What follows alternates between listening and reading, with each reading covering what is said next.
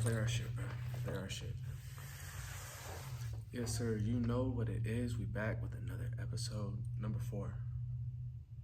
We here, bro. We here, Brotherhood Banter, episode 4. Let's get it. All right. But before we even start with anything, damn. Shout out Miss Stanford, adult class, 5:30 p.m. for this mural. This is crazy. We're actually in the gym right now, and this is crazy. Dope backdrop. I'm speechless every day I walk in here. This is crazy. It's not even done though. It's not even done all the way. So shout out Miss Stanford for this. And speaking of the backdrop, that's pretty much going to be our topic today is GOATs. And one of the main GOATs that we're going to be talking about is Kobe Bean Bryant. All right. I like it. Let's get into it. Let's get right into it. His basketball numbers speak for himself. So, that's one place to start, but numbers and all that, it really ain't even about that. We're more going to talk about work ethic. And for me, how good of a parent he was. He, girl dad, you'll see a hashtag on there a lot about that whenever I talk about my daughter and everything else. And just what he did with his daughters, just in basketball and in life and in general. He was a really good role model of what you should strive to be as a parent. I agree, and especially at the end of his career, when that shit happened, I couldn't believe it. And I'm a Kobe fan. The work ethic, how tactical he is crazy. Dude was really a different breed, and I think that's why they call it the Mamba Mentality, because It's not seen every day, and he was great with that, and that's something that you have to respect as an athlete yourself, and as an athlete, that's awesome. As an athlete and as a person. I'm not really one to be starstruck for athletes or anybody famous, professional, whatever, but the impact that he had on me, just like I said, parenting-wise, and all his stuff that he did outside of basketball, along with his mentality towards the game. He's the first professional athlete I actually shed a tear over whenever he died. Yeah, it was sad, man. So unexpected, crazy. Yeah. And then for his daughter to be in there, I don't even want to get into the sad stuff. That's crazy. But I liked him. He wears 24. That's the family number. Yes, so sir. He was all 24. Pops was 24. He was 24. I was 24 in every sport, every year, really. So that was a reason to like him for me off rip. And then, going back to the work ethic and stuff like that, I think it's important to, if you see that type of stuff, you don't always have to just base it around sports or anything like that. Like you said, it could be with life and what you give to people and what you do for people, and it should always be with 100% and, no questions asked. So I think it's cool to watch him and be able to witness, greatness. Yeah, witness greatness for sure. And like you said, not just in sports, but in life. Obviously, I'm no longer playing sports, but just attacking life with that same mentality and that same way of thinking and everything else. It's just something that if you watched him and paid attention to him, it's just something that, like I said, if you paid attention, it stuck with you for sure. Right. And the confidence, the last thing I would say, the confidence, because dude was cocky. Oh, yeah. But he had every right to be. You know what I'm saying? And I like that. I like when somebody's going out there and, my thing was, I felt like my preparation was different from anybody else. Mm-hmm. So I had confidence knowing that I prepared the right way. Nobody can touch me. And it looked like he had the same type of confidence going out there and talking his shit. I like that. He always talked, always had the confidence, but like you said, the work that he put in whenever nobody was watching, he knew that he had the skill and the preparation to back it up. Mm-hmm. I like it. I like that. And then let's go ahead and go into the success of the week. I feel like, a couple times this week I had to have that Mamba mentality. I'm waking up every day 4:30 or 5:30, one of the two, but I don't stop. I don't stop until 8 o'clock at night. And then it's time for bed. I feel like an old man. It's crazy. Yeah, same thing for me. I started back to work. I've been on paternity leave because we just had a new baby, so I started back to work last week, and just kind of having that same mentality to push through. I work a midnight shift, so just to push through and make make myself believe that I wasn't too tired to be able to still be that girl dad like we talked about, and still be able to have time with my kids and not be so tired and not want to do anything with them. So just being able to have that same mentality and push through being tired to be able to be the parent that I want to be and the parent that I want my kids to see me as. Right, I like that.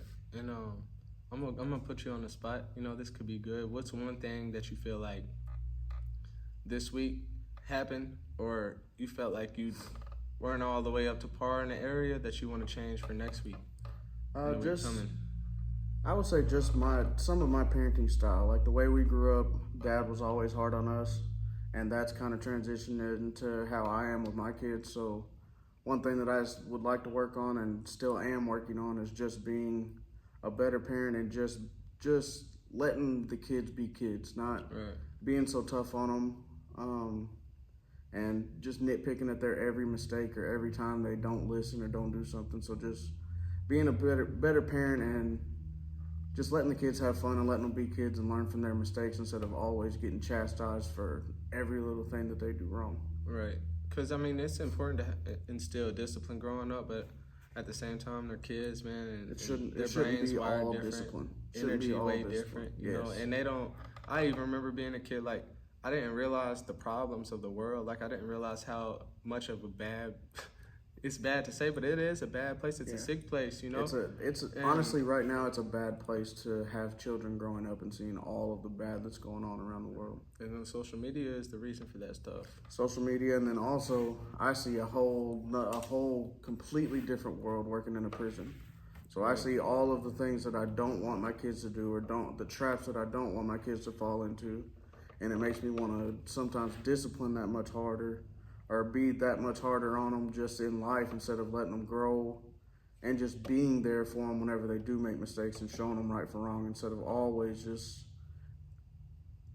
disciplining. Like I said, that's one thing that I need to work on for sure, is just letting them be kids and enjoy being a kid, because I mean, we're not there yet, but we didn't really get to be kids because of some of the circumstances in our life. So just letting them enjoy that as long as possible is one of my main concerns and main goals right now. Yeah, I mean, it's important, I feel like, because, I don't know, just being around them, like, I get so excited. My energy gets up, you know, and they run to the door, or they run out to my car and give me a hug and stuff. Like, that's instantly. If I'm having a bad day, if I had a bad week, you know, that's it. Mm-hmm. They fixed it. Yeah. You know, and they don't even realize that the energy that they have is just, you know, it's so good to be around. And they don't even know how big of a difference they make in our lives. Like, I'm with them every day, so sometimes I might get a little overstimulated and need a break, but I couldn't even imagine them not being there. I couldn't imagine not having my life the way that it is now, as hectic and chaotic and sometimes stressful as it is. I wouldn't have it any other way. Yep. And see, you wouldn't have it any other way, and I love that, because, you know, I got nieces and nephews, you know, from both brothers, but me, I'm patient with this thing, you know. Slow and steady wins the race, and that's going to continue to be me, because I got a lot more living to do. I'm scared to have a kid. Like, I can't even imagine, you know. I feel like that just flips your world upside down, and it's beautiful, but it just ain't something I'm ready for. Shoot. It definitely changes your entire world, your entire way of thinking, and your aspect on life. But enjoy the nieces and nephews while you can. But sure will. Once you find the right woman to spend the rest of your life with, and add that extra thing of kids to your life, I mean, you're never gonna be ready for it. So don't ever think that I'm just gonna wait till I'm ready, because there's no parenting guide, there's no parenting handbook.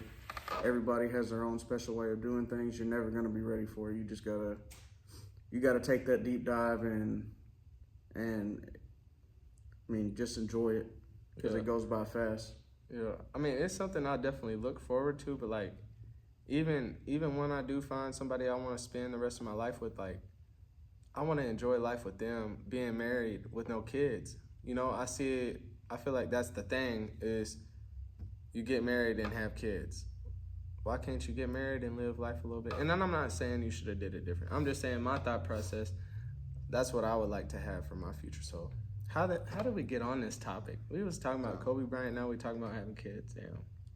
But I mean, I will say, you do want to enjoy your life being married and with your partner. But me and my wife Shelly, we had our kids early, so we're not gonna be that old geriatric couple by the time we're ready to live our life. We're still gonna have kids, possibly grandkids by that time whenever we're retired, and still gonna be young enough to enjoy our life and travel and be in the financial position to be able to go and see our kids wherever they are in the world, go and visit you and your family wherever you guys are in the world, and we're still gonna be young enough to do that. So, I mean, it's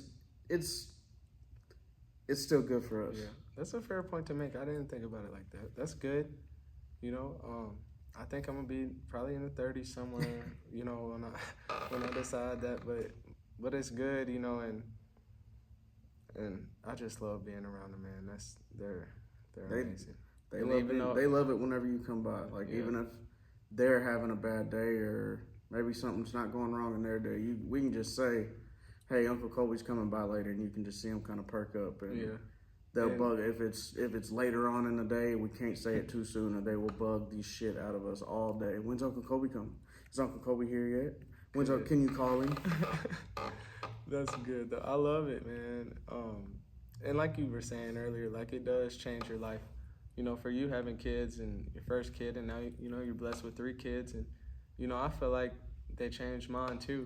You know, I feel like it softened me up a lot, but it also gave me that anxiety, man. I don't like talking about that anyway. But shoot, I'll just be. Sometimes it needs to be talked about though, especially in the Black culture. Anxiety and mental health is not something that's just talked about out in the open. So that's something that I think needs to change. Like, you need to be able to, whoever it is, you need to be able to open up with somebody, whether it's a close family member, somebody that's not in the family that's going to be unbiased, a therapist.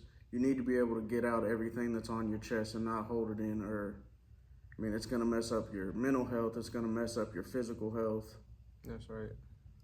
That's right. And it's like, I don't really put on a tough guy persona. I'm just so open and bold, and I say what's on my mind, you know, and sometimes that's taken negatively, and sometimes, you know, people appreciate getting a raw, you know, genuine friend and somebody that's not gonna bullshit, you know, and I try to be the friend that I would want in return. Yes. And I would say for a long time I never got that back, but shoot, going through college and I was all over the place, you know that. So I was all around the world, and you might not have got it from the friend group that you had, but I damn sure was on your ass, and always checking in on. I'm not even saying you. I'm not even saying you. I'm saying like actual people, you know, that you don't grow up with. You literally meet them, and that's where your connection starts off. You don't know who this person was last year, and you damn sure don't know who this person was 18 years ago, 15 years ago, 10 years ago. You know, so. You could be best friends with a new version of that person, but you don't know who they were, how they were raised, who they really are behind that mask, you know? And I'm blessed to say, you know, I got quite a few friends from college that I feel like if I needed them, I could count on them, and I could call them at any time, and they would be there to help as much as possible.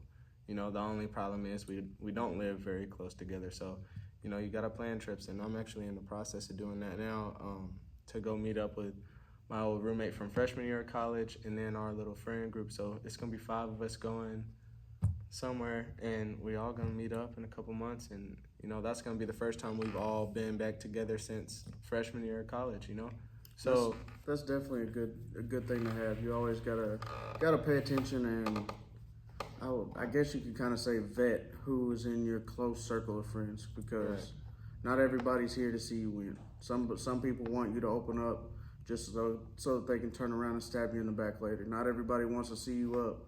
Not everybody wants to see you grow and see you be a better person of yourself. So as good as it is to have a friend group, you have to make sure that you have the right friends around you that are going to push you to be better, but also going to tell you whenever you're fucking up too. That's right. That's real right there. We need to clip that one. That's a good one. It's good to end on though, bro. Like, I feel like this was a cool last episode. We talked Before about a lot. before we end though, I don't think we did a mental health check in last episode. So just to check in on us and how our week or 2 weeks have gone. I mean, I would say mine's been busy, real busy, but like I don't have no complaints, man. I'm happy, I'm healthy, getting to be around family, and you know, getting to do a job I love, and can't ask for nothing else, you know. I'd say I'm the same way. Like I said, I had to go back to work, so I'm slowly finding a new routine that works for me. Staying up all night and still having to deal with the kids and be a good parent. So just finding that routine and seeing what's going to work for us, and so just finding that. But mentally, I'm there. I'm clear-headed and ready to take on this week and get the job done. I like it, bro. Let's hit this thing running. Let's do You it. know what I'm saying? Let's not tiptoe in, you know, let's not feel the water. Let's dive in, bro. Come on. Dive in head first. Let's get it. All right, episode 4, that's a wrap.